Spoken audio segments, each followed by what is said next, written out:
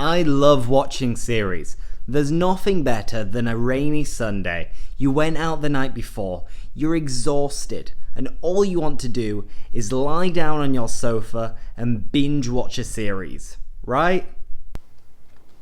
Oh, and to binge watch is to watch many episodes in a short amount of time. Of course, I also recommend watching series as a way to practice and improve your English. So, that said, I've prepared this video to show you 5 of my favourite British English series. So, shall we get the ball rolling? Yeah, let's kick off the episode with number 1. The Office, UK. Many of you might be thinking about the US Office, which I love, it's really funny, and I recommend it too. But given that we're speaking about British series, the original Office was created by Ricky Gervais and it aired between 2001 and 2003, and it's the original, it's a classic. While perhaps you can notice that it is 20 years old, I still think it's better than the US Office, and every time I watch it, I burst out laughing and it has me in stitches, so it's a timeless classic and you have to watch it. In addition, the episodes are relatively short, 20 to 30 minutes, which, when it comes to learning a language, is definitely an advantage, because it allows you to stay focused. If you are using subtitles, then it's not quite as tiring if it's only 20 minutes. Therefore, if you like having a laugh, if you like comedy, if you're looking for short episodes, and you want to find out a little bit more information about office life in the UK, I 100% recommend that you watch The Office UK, and maybe the US version too. Moving on to number 2, my second suggestion is the huge Netflix hit, which is all about the lives of the British royal family. Of course, it is The Crown. So, first of all, I'd like to stress that 99% of British people don't speak like royalty. We don't speak like the royal family. Absolutely not. It's very, very posh, a little bit outdated. One thing that the Queen always says is Papa. Nobody in England is going to say Papa. We say Dad. Simple. But despite this, this series is invaluable when it comes to learning a little bit more about the history of the United Kingdom and the royal family. Because personally, I learned so much because I was a little bit ignorant to the whole history of the United Kingdom and the royal family. Now, I must admit that the creators are obviously going to take some creative liberty, so while it is based on true events and true facts, we cannot really trust everything exactly. So take it all with a pinch of salt and just think about it as entertainment. And after all, what is more quintessentially British than a series about the British royal family? I don't know. Number 3, continuing with another key famous British character, which is Sherlock.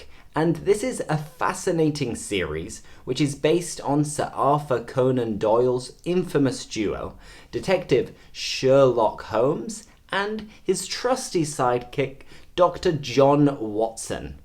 Sherlock contains the perfect blend, the perfect combination of adventure, drama, mystery, and a little bit of comedy also, with some amazing gripping performances, which take on these stories that we've known for a long time and then sends them into the modern world, into the Netflix era.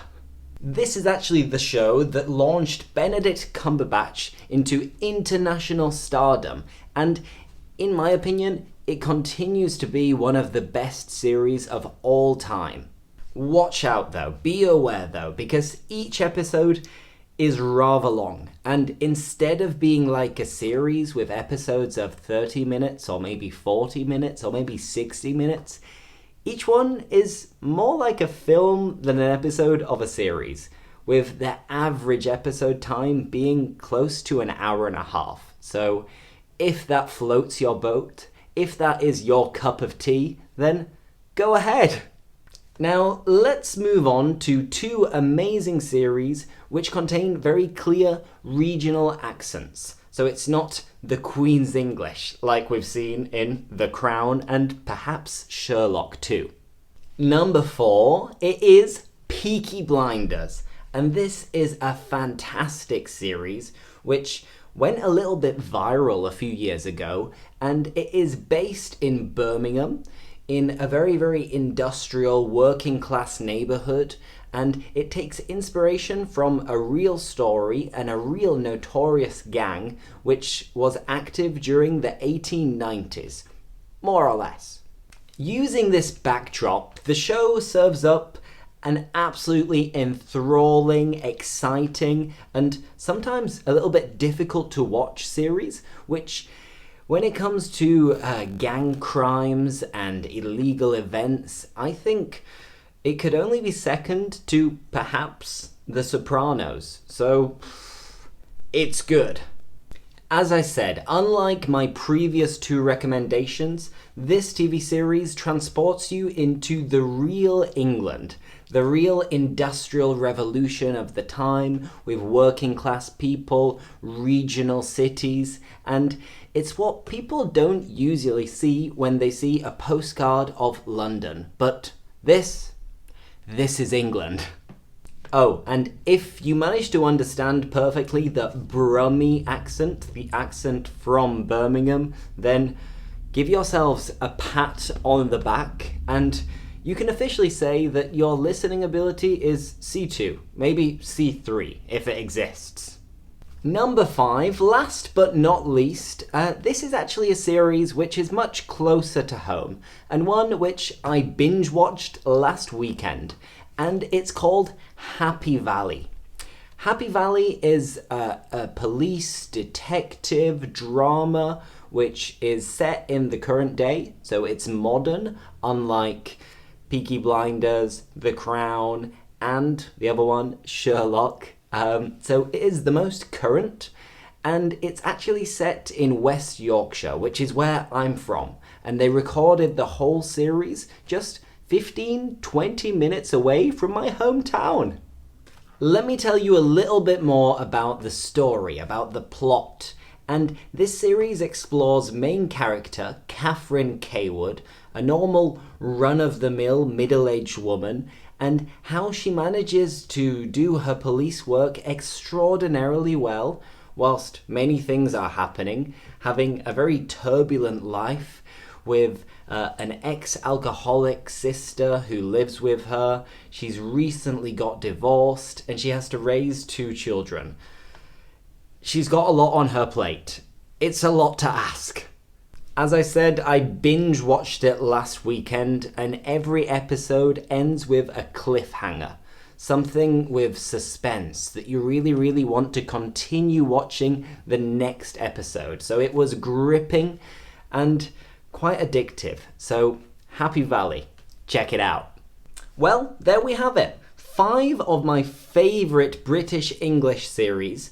All of them are a little bit different, so there's a nice mix. And if you've watched any of these series before, let me know in the comments and tell me, what did you think? And if you haven't watched any of them yet, which one from my brief descriptions do you fancy watching most? Which one appeals to you the most?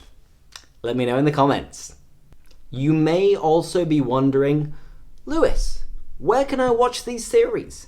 Are they available on Netflix? Are they available on HBO? Well, it depends on the country. So a few of them are available on Netflix in many countries, but perhaps not where you are. So I have a nice little surprise to share with you, which is that usually when I cannot find a series or a film, I use the website bflix, bflix.to. Check it out, completely free. You're not going to get a virus, and I use it all the time. It's amazing. That's all for today, folks. Thank you so much for watching, and if you liked this video, don't forget to like it and subscribe to my channel for daily shorts and weekly videos to help you improve your English. So, on that note, thanks again and see you in the next one. Bye bye!